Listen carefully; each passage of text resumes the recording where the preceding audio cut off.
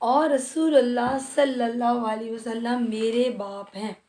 جس روز ابراہیم رضی اللہ تعالیٰ عنہ کا انتقال ہوا اس دن سورج کو گرہن لگ گیا تھا۔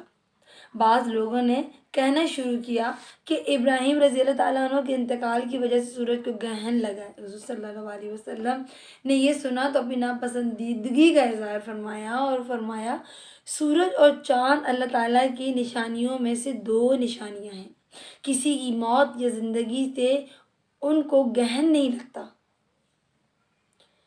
بس ہمیں چاہیے کہ ہم بھی ایسی توہمات پر یقین نہ کریں، یعنی کسی بھی واقعے کو کسی بھی حقیقت سے منسلک نہ کریں۔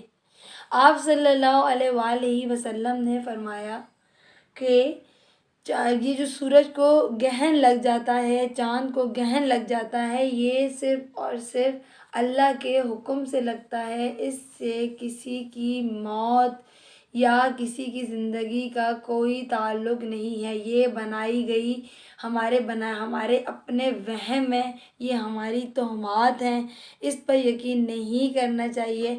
اللہ تعالیٰ سب سے بڑا مسبب الاسباب ہے، وہ بہترین کام کرنے والا ہے، اسے جس طریقے سے بہتر لگتا ہے وہ وہی کرتا ہے اور اس کے ہر کام میں بہتری ہوتی ہے، اور ہمیں اللہ تعالیٰ کے کاموں میں مداخلت نہیں کرنی چاہیے۔